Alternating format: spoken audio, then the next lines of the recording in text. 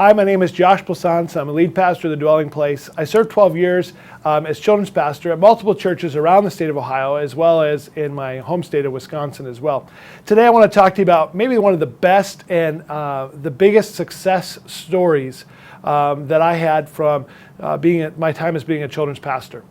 The greatest success that I had in children's ministry was working with those 5th and 6th grade students. You know, the ones that they sit in the back of the class and they know every story, they know every object lesson you're going to teach, they know everything. They're the ones that they've got it all figured out, and they're just old enough to, be too old, and they're just young enough to not be able to go into youth group yet.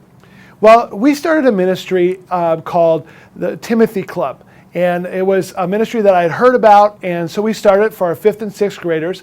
And it comes out of 1 Timothy chapter 4, verse 12. Do not let anybody look down upon you because of your youth, your young age, but set an example in life and love and purity, and just continues on. And set an example.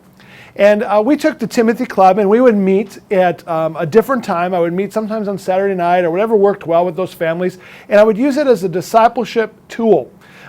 Timothy Club has 2 focuses in what we did. We did the discipleship tool, and we also did ministry training. The discipleship aspect allowed me to have some communication with our kids on another level.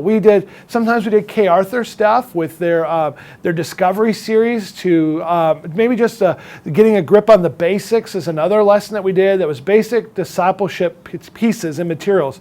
Talking about why do we believe what we believe, what do we do, how do we live it out. Let's talk about the gifts and the fruit of the Spirit. Let's talk about the baptism of the Holy Spirit. And we laid out the discipleship tool, the things that we felt the kids needed to know.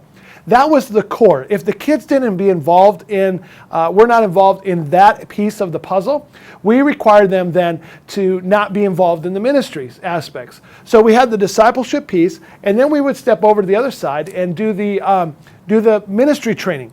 And our kids, they were the ones that they just didn't, pass out candies or whatever during class. They were doing the worship team. They were doing puppets. They were doing the sound and the lights, and they were the check-in team. They also helped out in other classrooms. They were there.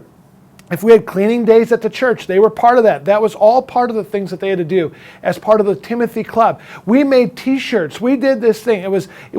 Sold the whole thing to our lead pastor. He loved it. He even said, I can go back today into the elements of my reviews. And in my reviews for all those years I was at one of my churches, every year, the most successful thing that pastor felt was the Timothy Club. And it set those kids up to be ready for the youth pastor. Come on, what youth pastor would not love me sending them kids that are ready to be involved in ministry? Now, see, you may be in a smaller church and you don't have enough kids. Maybe you have 1 or 2 5th and 6th graders. Use that as an opportunity to set a personal discipleship plan with those kids.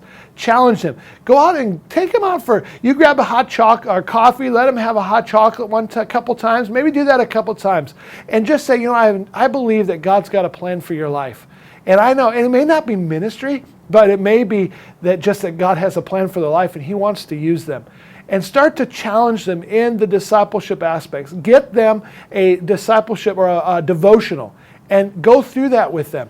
Let them ask questions. Let them write stuff down. Let them begin to put their thoughts and things into play. And then let them shadow you for ministry. In our church right now, I do this. My son, he's one of those kids that's in the 5th and 6th grade class. He comes with me, and I also work with our youth. And so he comes and he helps set up. He runs lights. He does sound. He does the PowerPoint or the words on the screen. All these different things. We need to get away from saying, we wonder why our young adults and teens are not involved in ministry, and it's because we haven't stepped back and trained them. We've said, you're a kid. Just you should be seen and not heard. This throws that whole thing under the bus and says, God's gifted you for such a time as this.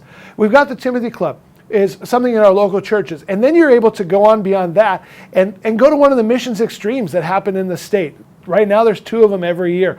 Take your kids, the 5th and 6th graders, and take them to different places in the state. Allow them to use those gifts and those talents that you're training them in the local church to go out and use in the community and in public.